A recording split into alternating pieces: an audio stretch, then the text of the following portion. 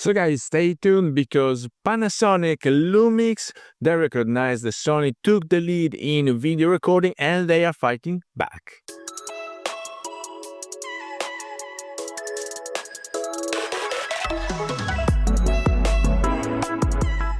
Hello everybody, welcome back to the channel. Thomas Love here from One Less Only, and today we're gonna discuss, yes, again, another news thanks to Sony Alpha Rumors, and apparently Lumix and Nikon are fighting back to Sony for the FX3 that became apparently the lead or the most sold product when it comes down to video production, unless you use dedicated video cams, but for mirrorless, then the FX3 was super versatile and took the lead. It has been so appreciated. You can rig it, you can put whatever glass you want, and it's easy to operate. And it is the exact copy, the inner.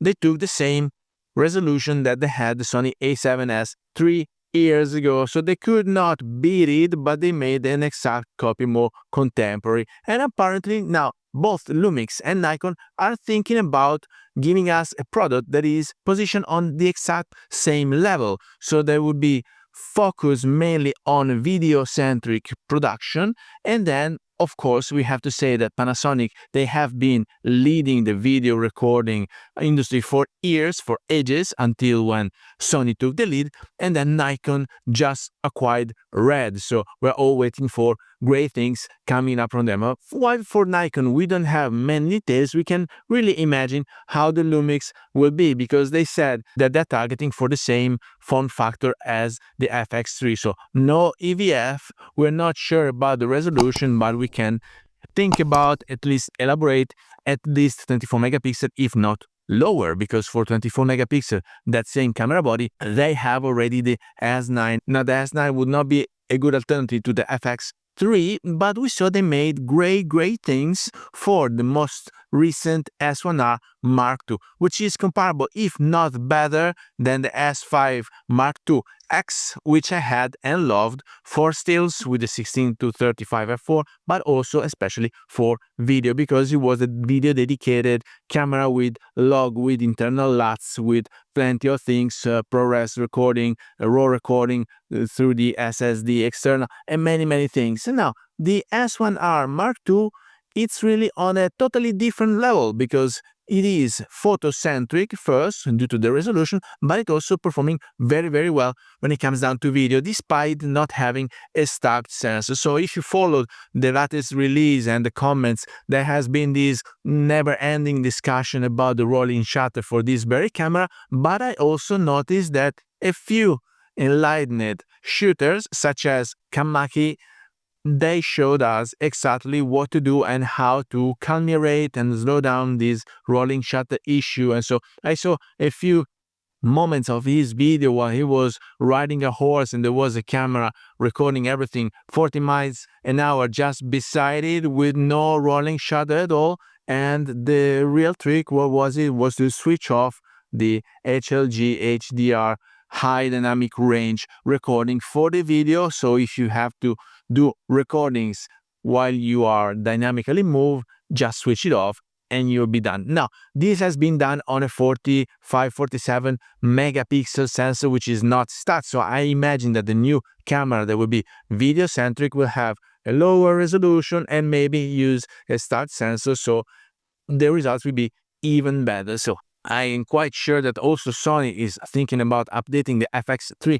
that has been on the market for a few years right now, so probably an update is due soon, a Mark II to compete directly against Lumix. Now Lumix, they have been video-centric for a while. It's the best stab in the business, I can confirm. I tried it, it's great, almost no need for a gimbal, especially when you are vlogging with it. So you just keep it out there and it's fairly stable, you don't need any additional aid. And then also the logs, all the choose of resolutions that you can shoot. The only thing that I had to deal with is that for certain frame rates like 4K 60p, my Aspire Mark II X had a APS-C crop in, which is not acceptable in 2025. I mean, if you have that much of a resolution, then forces you to crop in, maybe just go for a lower 12 megapixels such as the Sony does. So stay tuned because we're gonna check all the updates for this camera and for the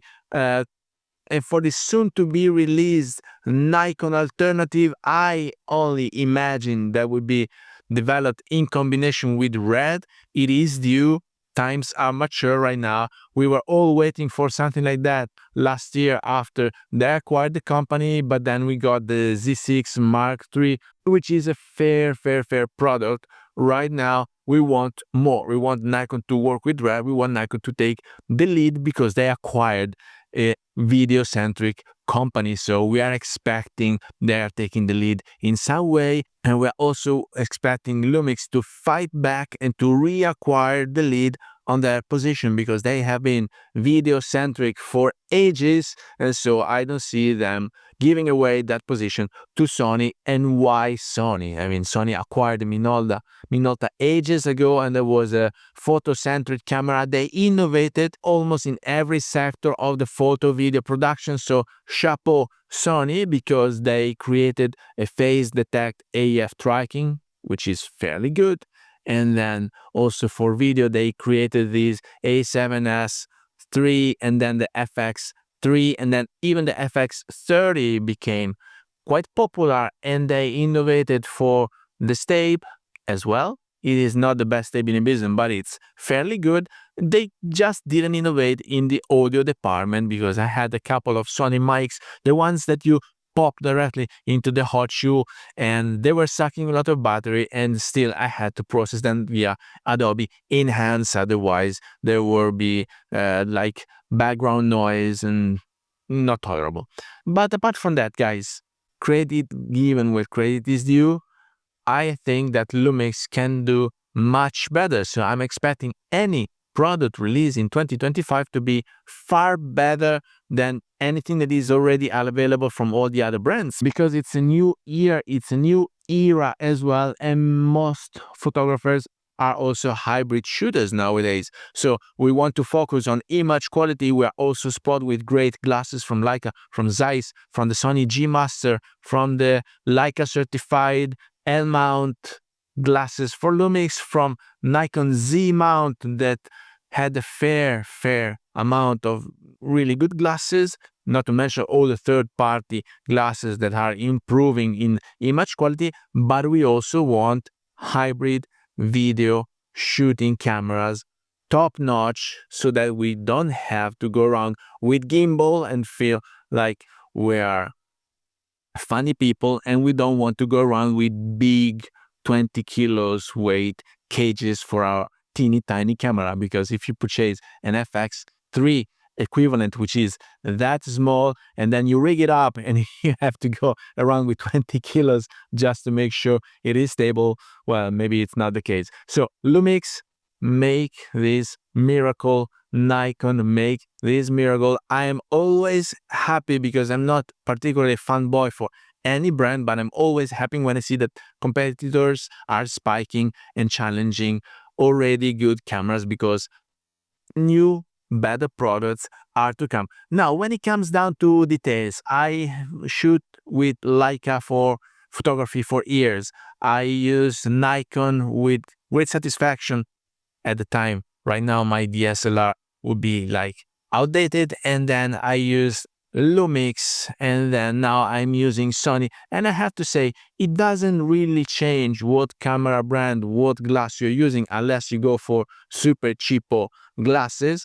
The end results will always be good and fair. In 2025, whatever camera system you pick up from, now also the shape, the ergonomics, the UI in the menu, you have to choose wisely whatever better represents you and your way of shooting. But whatever system you pick up, you will have impressive results. So thank you Lumix, thank you Nikon, thank you Sony Alpha Rumors for the hint. And guys, please let me know down here in the comments if you were waiting for this kind of camera to be announced and released, if you are preparing already and setting aside the money to put the down payment when you announce it, or if you're staying with your Sony or with the actual camera that you're using right now. I will keep exploiting my A7C Mark II for a while, at least for another year. So with that, I hope you got some value out of this video. If you did, please remember to like it, share it on your social media, subscribe to the channel so you won't miss the reviews to come, and I guess